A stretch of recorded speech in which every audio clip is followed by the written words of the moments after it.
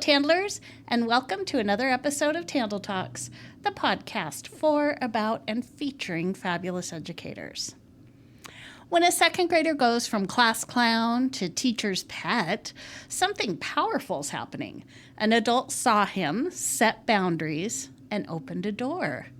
Fast forward, that kid is now our guest, and he's helping thousands of students step through AP doors in Puyallup. Hello and welcome to TandL Talks. I'm Nancy here in the TandL Clubhouse with not one but two fabulous co-hosts, Amanda and Gena. Today we're unpacking advanced placement with Matt White, AP TOSA data nerd in the best way, and relentless believer that AP is for all.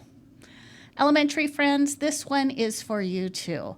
We'll connect how K-5 moves, like evidence-based reading, math fluency, and classroom routines that build stamina and perseverance, become the jet fuel for AP success years later.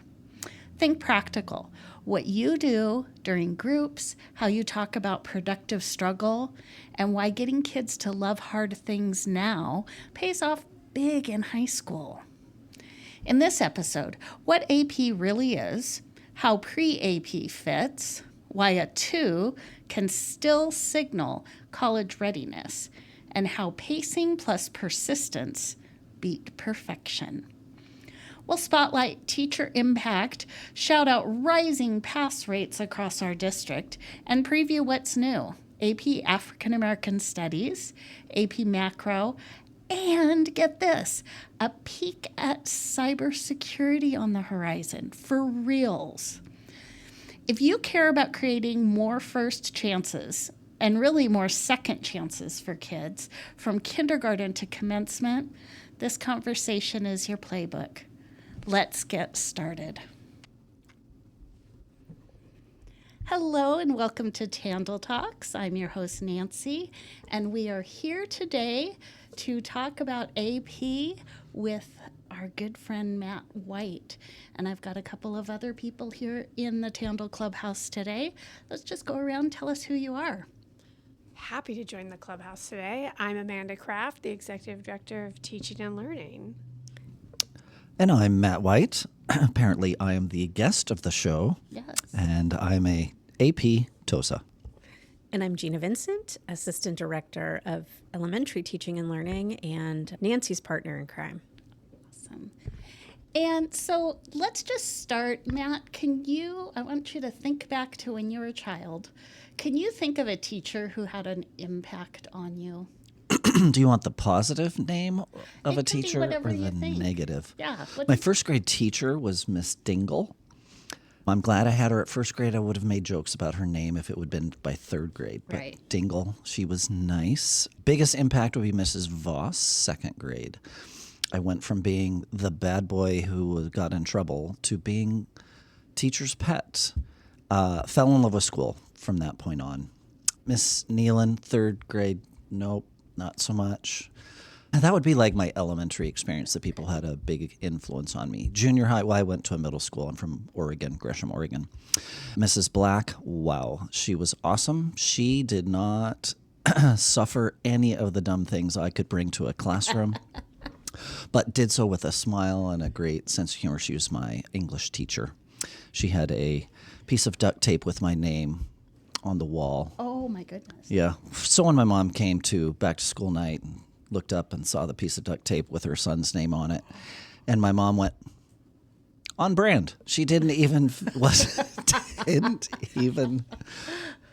my mom was sort of kind of proud about that her son was being kept in check by somebody, and she thought it was great. So, and then high school, I had two teachers' biggest impact. One was a coach, Joel Malone.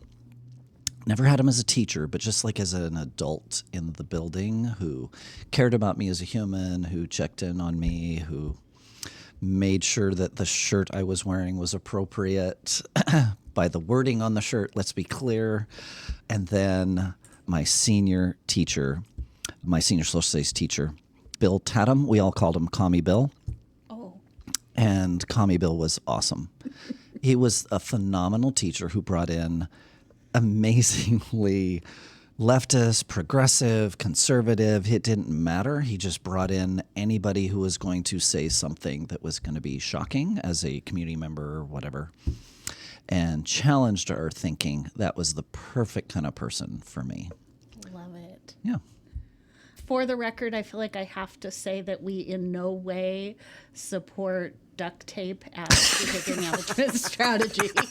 Although, Nancy, I think what I'm hearing is that Matt's most impactful positive teachers were the ones who took time to get to know him and understand what he needed, and then made him feel like a valuable part of their classroom. I never wore the duct tape. There was never a duct tape. There was never a time that she came up and duct taped me.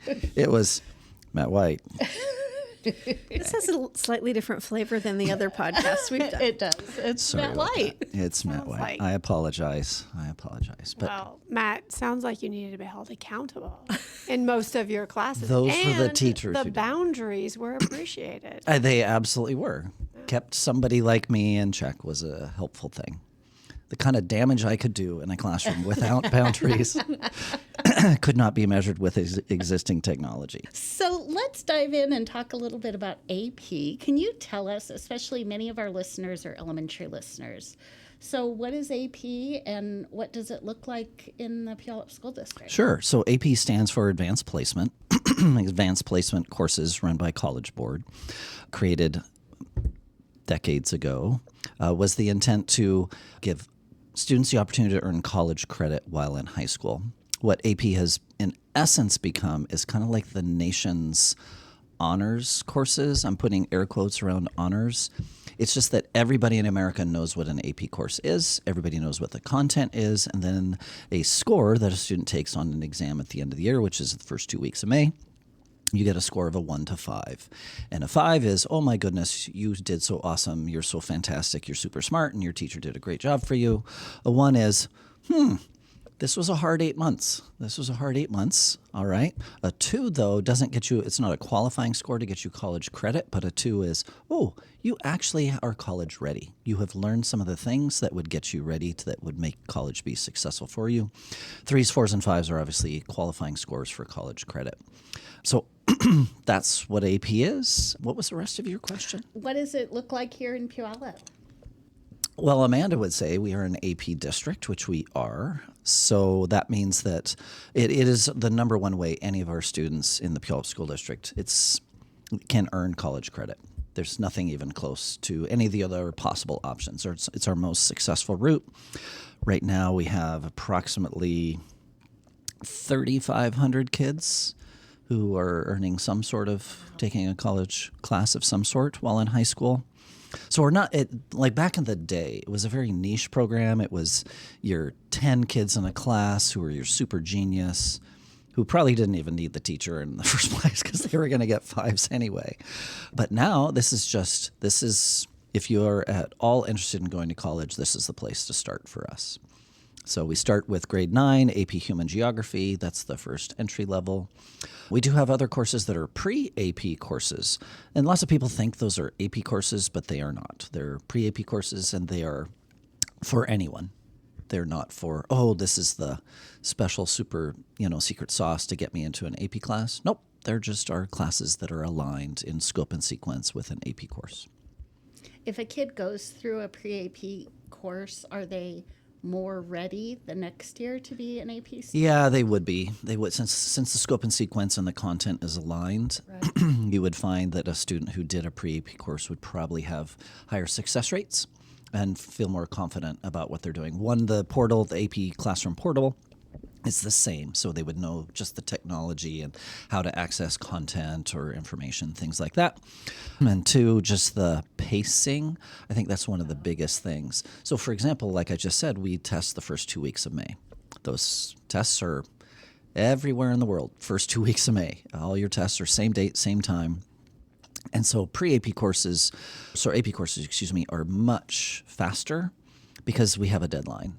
And because here in the Puyallup School District, we don't start until after Labor Day, you end up with a more condensed year. Now, an AP course is designed for 140 lessons at 45 minutes a pop. So any course, 140 lessons. That's how they're designed. So we are right on that. We're right on the cusp of that number to get us to AP exams, which is fine. It's doable, but it's very different than, again, the vast majority of America right now. Everyone's starting August 1 to August 15. So students in other places have a little more time. Can you think of a student-specific story or experience that sort of stuck with you? Oh my goodness, that's a great question. Each year, I send a form out to AP teachers, and that's actually after, give me a guess of how you think it went before we even see a score. That the first question I ask them is, tell me a story about one of your students. That's actually one of the fun things to read, is because, like I said, like a 2 is not a qualifying score for college credit. But invariably what I get is from AP teachers sharing stories of their kids who were a 2. It's almost universal. Rarely does some teacher say, well, this kid got a 5. And I'm like, okay, the kid got a 5. Awesome. Smart kid, worked hard. What about the kid who came in and didn't have that background, who didn't have that? And those are the things. So those are the stories that we hear. I hear on a regular basis that teachers share. So a name is not popping in my head right now, but those are the fun ones to hear. Are they impactful, Matt, because suddenly that kid sees college as an option? It's all of the things. Like, it's interesting. Some of the stories they share are oh my goodness, this kid sees now I belong here and I can do that. Sometimes it's just the story of, I overcame some amazing difficulty. I mean, like, there was a student this last year. I guess I do have a good example. I have several now in my head, but this last year had a bunch of medical conditions, and you go, I think this thing might be done. Like, we're not going to AP anything, and the kid ends up nailing every single thing that they tried, and by the way, hit a 3 in every single one. I'm just like, the teachers that came around the student, the AP teachers, to support and create the accommodations. And the accommodations, like, we can't change the test dates. Right. Like, the tests are the tests. Content doesn't change. Difficulty of the test doesn't change. We just got to do what are the extra things we got to do. Those are the things where I'm like, so here I support AP teachers. I'm like, I'm not the one in the classroom. They're the ones who are kicking it. They're literally just knocking it out of the ballpark. I love that so much. Those are, in general, I think those kids who have obstacles that they overcome, or those kids who struggle more, tend to be those kids that we hold in our hearts a little differently, right? They can be. I have 2 parts of that. Sometimes, I've just already made a couple jokes about kids who get a 5 and don't need help or whatever. I don't mean that. But then you get these kids that, here's a kid who just plain old is driven. Mm-hmm. And you go, that this person is going to do something amazing someday. It doesn't mean that all the others aren't, but there's this kid, you just go, where did that come from? Like, is this genetic? Is this parenting? Experience? Like, what is the thing that turns you into this? That's amazing. The Puyallup School District, Matt. Yeah. It's the Puyallup School District What did I coming say? from kindergarten through Oh, 12th it's the whole grade. thing. It is our It's us. teachers K-12. and our infants. K-12. Does everybody feel better now? I did hear an interesting interview with some parents of Olympic gold medalists.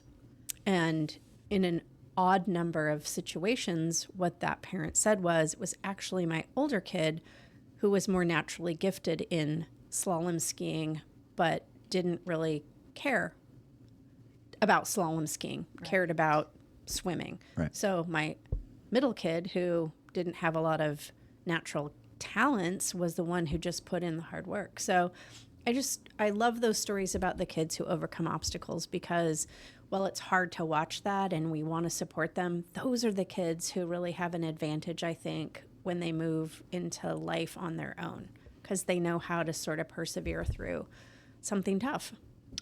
And I think we all see this now as the students who learn perseverance, because grit or character, these are things that nobody can give you. You have to earn them, and you only earn them through hard things. Right. Like, you only get stronger by going and working out and lifting heavy objects, right? That's the only way to do that. And so academics is the same. Just spoke to a student yesterday, interestingly, at Edgemont, and the student was, well, should I stay in this AP Human Geography class or not? And I said, well, I don't know. What are you hoping to do someday? Well, I'd like to go to a good college. Okay, good college. I don't even know what that means. That's such a kids, because they don't know. She's in 9th grade. She doesn't know. And I said, do you do sports? Yeah, I do. I go, oh, do you like sports? Yeah. I mean, how often do you? No, I play soccer and I do, start naming her sports, whatever. I go, oh, are those hard? Oh, yeah, I work really hard at those things. I go, oh, so you know how to work hard because you think this hard work will pay off? Oh, yeah, it totally pays off. Do you think your class might be the same, that it might pay off? Like, which one do you think will stay with you longer? She goes, I should really stay in this AP Human Geography class. Nice job, Matt. I went, great. Because, I mean, again, for a kid, that's hard to see 3 minutes in the future, let alone 4 years you're going to college, or 8 years, or whatever it is you're going to do, to see the long-term perspective of why hard work is worth it. Right. So it was a fun conversation. Matt, that makes me think of a conversation that we've had a dozen times when we say AP is for all. Tell us what that means when we say AP for all. And as you're telling these stories, it resonates me. It's not just for a certain group of kids. It's for all kids. But why? That's interesting. So I started teaching Clover Park School District, and my first year as an AP teacher was 1996. And my department chair came and said to me, so you're going to be teaching AP Psychology this year. Oh, I am? Really? What do I know about that thing? Anyway, and I got no training, no nothing, and I just walked in, and I walked into a class of 15, 20 kids, something. And then other kids heard that I was the teacher. And I'd only been teaching a handful of years, and I knew nothing. So, pedagogy, all the things, whatever. And then I had 25 kids. And by the end of the week, I had 35 kids. And I went, what was the difference between, they were kids. Kids were kids. So why did we start with 15 and how did we end up with 35? Like, what happened? For me personally, that was, well, this class is for anyone. The class should be for anyone who's interested in content or maybe thinks that they might want to see if college is their thing.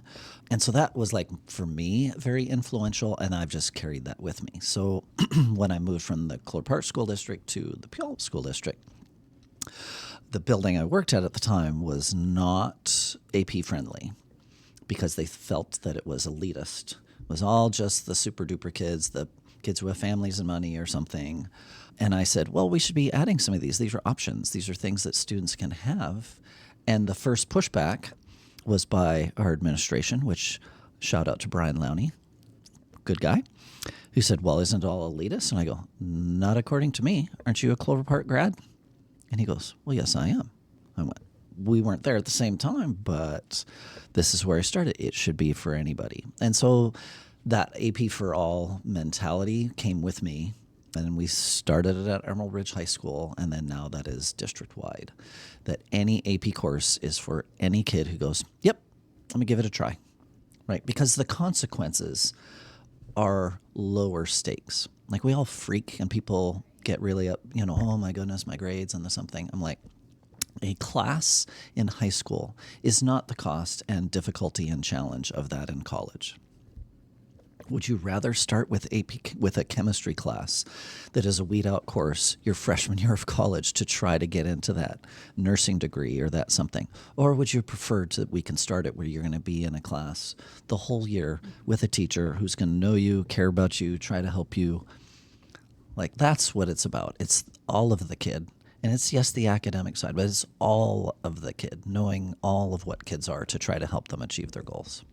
Matt, you said something about when you get a 1, it's like you might have had challenges and struggles all year because you're getting a 1 on the AP exam. But I once heard you say a 1 also improves your outcomes in college once you get there. Would much rather, like, if a kid's going to give it a shot, I'd rather see a kid give it a shot. You get a 1, bad things happen, hard things, choices, whatever goes on. That's at least worth I tried. The goal is for anything, and whether it's a AP course, whether it's going to be something in CTE, like, the whole point is to get a kid into a pipeline that they see a future for themselves. Right? What is that? How do I get to that future? And if a kid gets in there and they get a 1, I'm like, okay, great, next. And Matt, can you, for people who don't know, clarify the difference between a score on an AP exam and a grade that's given in a class? Oh, yeah, I didn't say that. Thank you, Gena. So grades and AP scores are totally separate worlds because we don't get an AP score. They don't come back until after July 4th, so July 5, 6, 7, sometime in that range. So grades are all posted, everything's all done, and then we get a score that comes back.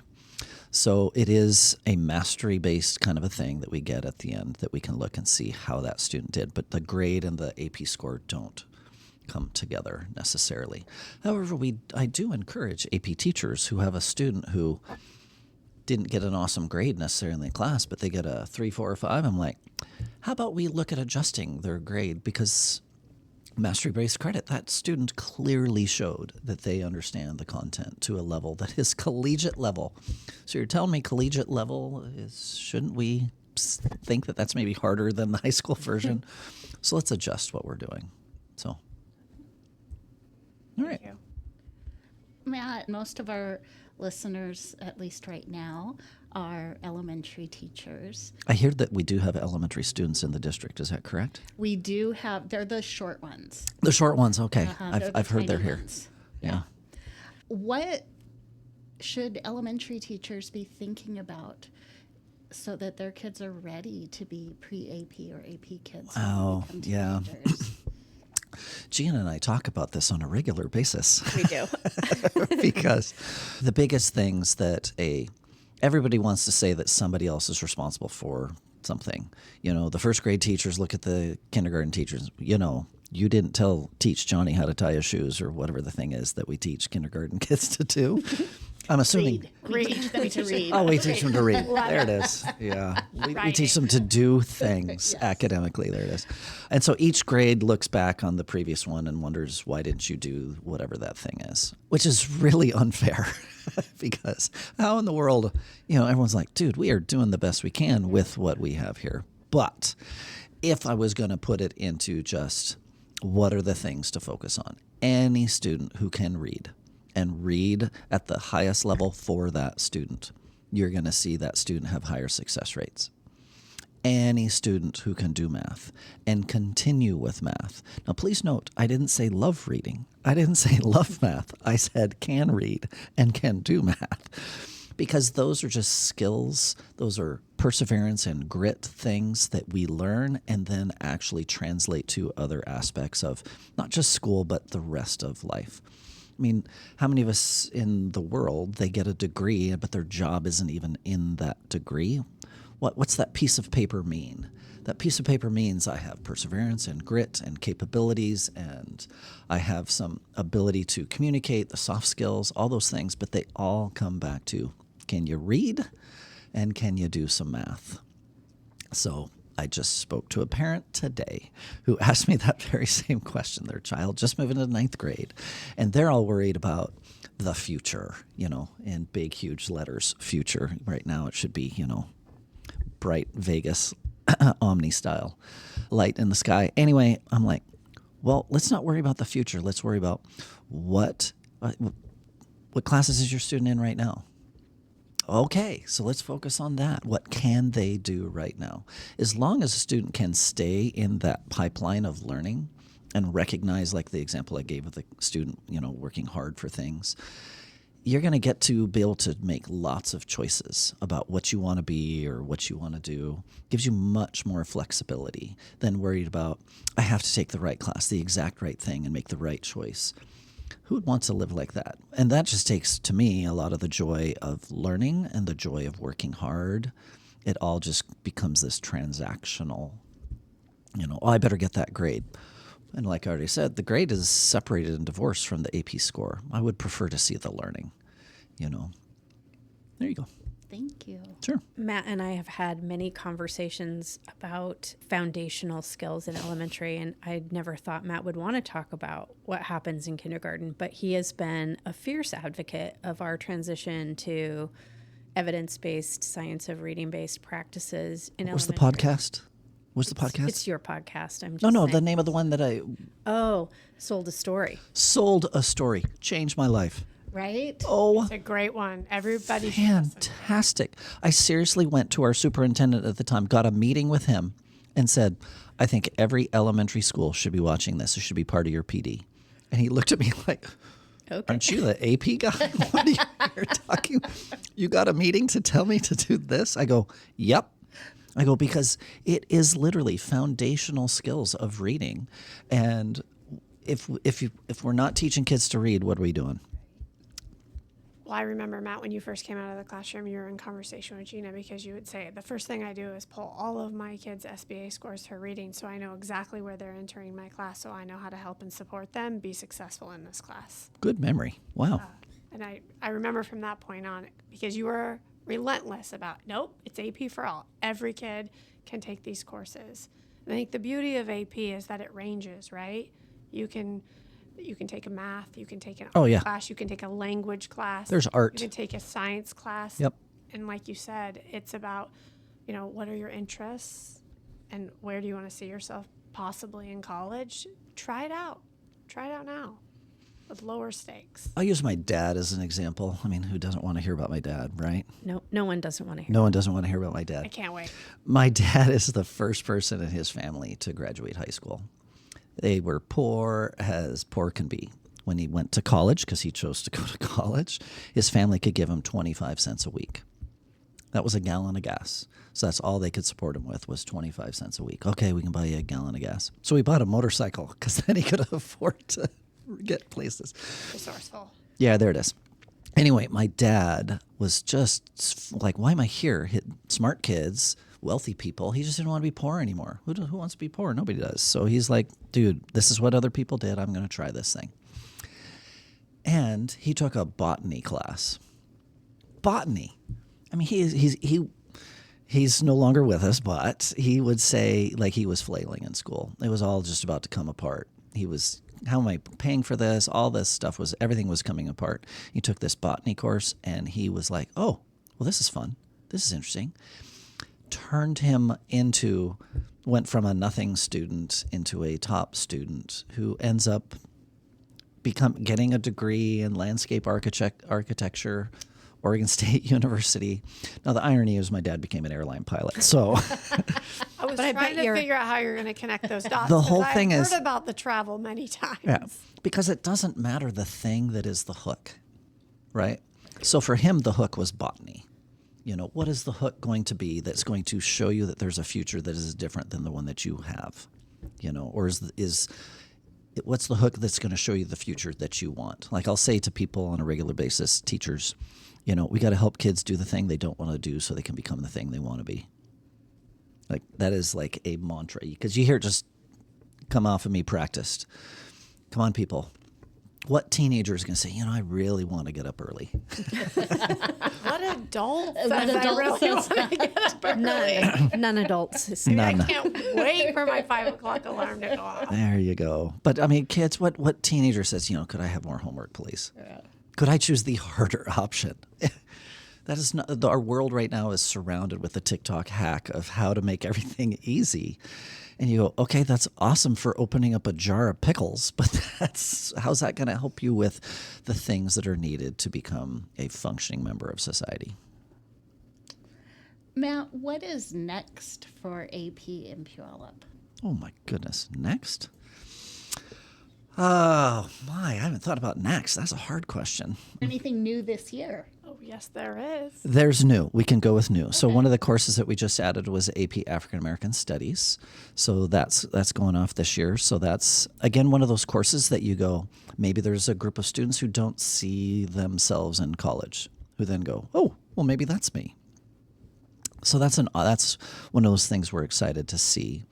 I haven't broached this with my boss yet, but she's right here. Well, before you go into that, I want to go back to you said like this class, kids who might not see themselves in college, this might be an entry point, but let's elaborate a little bit more on African American Studies because it can draw a variety of students into this class, but it is a project-based class, right? And so it's a nice entry point to AP. Can you explain that a little bit more? Yeah, so this class it has a portfolio as well as an exam. So a little bit different than most AP classes. Most AP classes are content and then exam at the end. So this one has a portfolio plus an exam. So this does have more of an opportunity to build a student's academic skills throughout the year. So like AP Seminar would be a similar course to that, in which there's a portfolio-based. They're going to do presentations in that one. Both of them, they have something like that that grow your skills to get you to the next thing. So like some people will inaccurately refer to AP African American Studies as African American history. Well, it's not a history course. It's arts, it's technology, it's history, it's everything. It's all the things of the African American experience here in the United States. And so, and again, when I recruited the teachers for this course, I said, this needs to be a course that is for any kid. If we're AP for all, regardless of your academic level, we are AP for all in every course. So that means that any kid would go, oh, I would feel welcome here. I would feel this is a place that I fit, or this is something interesting to me, or this is something I just should know, whatever those things are. Yeah, I know you were going to go into, I haven't ran this past my boss question. Notice I'm dragging this one out. Nancy asked a great question, like what else is for y'all? But I think, Matt, you kind of hesitated to answer that, but I would say that in the last 3 years, our program has grown dramatically, and we have seen increased not only outcomes, but students taking more tests and signing up for more classes. Can you talk about that a little bit? So we've more than doubled our number of students in the last 4 years in AP classes. Normally, when you see an increase of number of students, you see a commensurate decline in scores as you have non-traditional kids or new kids. Well, I don't know, maybe I'll give it a shot. Instead, what we've seen now is we've seen increased scores. So now across the district, even though we've doubled the number of students who are taking AP courses, we now have every school is above 70% pass rate. Oh my goodness. So I am asking for some sort of bonus per student score. I will be presenting that to the school It's like board. a pat on the back every time. His Yeah.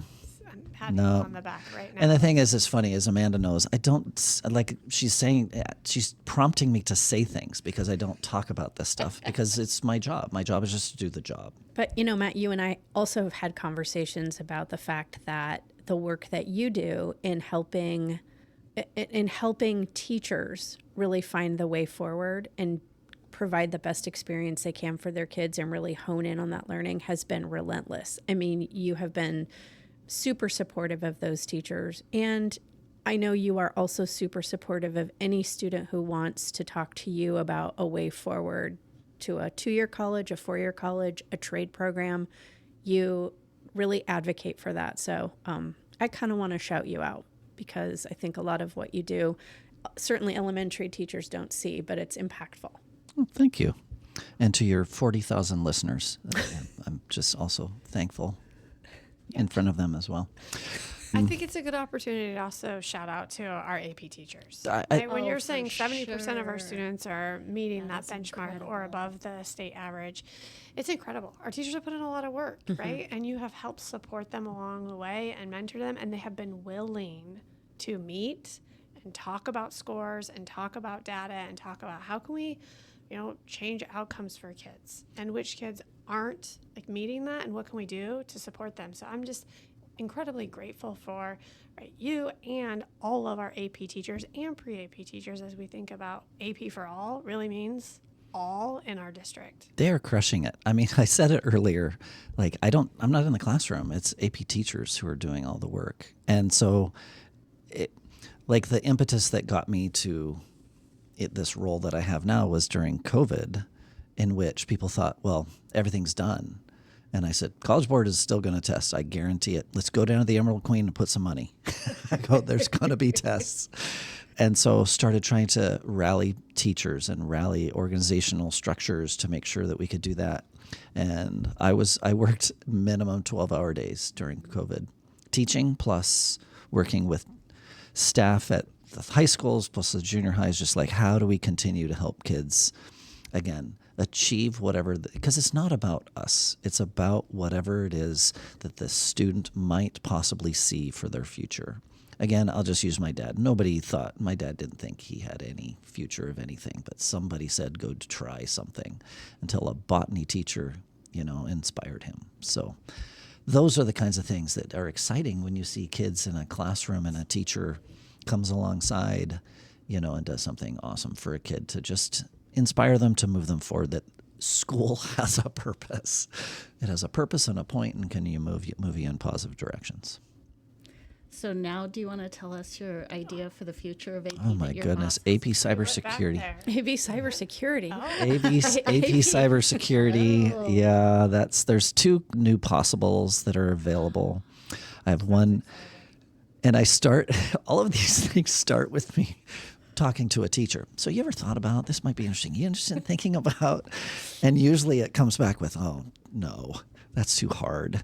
Like one new course we're also doing this year is AP Macroeconomics, and like one of the teachers who's going to be the kind of the head of that PLC is my guess. She's like, you can't ask me to do anything again for 9 months. I said, sure, no problem, Erin. Just had a tiny bit of PTSD from my econ class at PLU. There it is, Erin Montoya. But I mean, it's teachers that you see who, you have some capacity, you have some ability, you have some willingness. Anyway, so a teacher who actually just finished her first year up at Emerald Ridge, and talked to her, and she goes, yeah, I think there's this cybersecurity thing. The irony was, I had no idea. We were both in Boston at the AP annual conference together. Never saw each other. Oh, wow. In the same training sessions. Because I'm like, oh my goodness, we should do this thing. And if we do this thing, the kids will get, they'll pass the exam, let's say. Then we offer a few more weeks, we could get them their cybersecurity certificate, which is the key to getting a job in this thing. So it would be AP. So AP would be close to that. We just have to offer a little bit more to get them there. I'm like, how do we make that happen? And this teacher's like, oh, this is a great idea. So now I've got somebody, I don't even need to, like, she wants to run with it. So she'll be writing you soon. I can't wait. The deadline is middle of October. Yeah. We have to get our paperwork in soon so we can take it for proposal. Yeah. No. So it's awesome. So that's like a future. There is a intro to business / with personal finance that the College Board is presenting. We'll see that to me, because we now have a FinLit financial literacy requirement that might be able to knock out a couple things. Because that's one of the things, we still only exist in a 6-period day, as if it's 1975 still. Where Couldn't help yourself. Yeah, I can't. You can edit that out. But so anyway, so we're still a 6-period day. So as we add more requirements, it's really hard on a kid, because we're in core 24 right now. Like, a student has to literally nail everything just to be able to get their high school diploma. And you have a student who goes, oh, I want to focus in an area, already. It's really challenging to do so. And hey, still do band, still do choir. Right. How do we continue to be comprehensive high schools? So those are some of those things. So if you can do things that double up on a credit, those things just make it easier for a student to go, oh, I can get 2 of those, for the price of 1. And we have done a lot of work around dual credit in Yep. the last couple of years. Yep. We continue to move in those directions. So that's good. Awesome. Well, thanks so much for being a guest on TandL Talks. My pleasure. I loved talking about AP. If there are people out there who have questions about AP and Puyallup, could they reach out to you? Absolutely. My email address is whitemb, that's White Matthew Bruce, at puyallupsd.org. Wow. Thank you, Matthew Bruce. All right. Any other questions from my co-hosts? No, thanks for having us. Yeah, this was great. Thank you. You bet. Thank you, Matt. That is a wrap on this episode of TandL Talks. A huge thank you to Matt White for sharing his stories, his humor, and his heart for making AP accessible for all students. Elementary and secondary listeners alike, we hope you're walking away with some fresh insight on how those daily choices we make in classrooms, from phonics to perseverance, add up to huge opportunities down the road. If today's conversation sparked questions about AP and Puyallup, you can always reach out to Matt directly, or you can connect with Teaching and Learning for more resources. And if you enjoyed this episode, don't forget to follow TandL Talks on Spotify, Apple Podcasts, or YouTube so you never miss a conversation from the clubhouse. Until next time, keep lifting up learners, keep celebrating teachers, and keep believing in the power of education to change lives.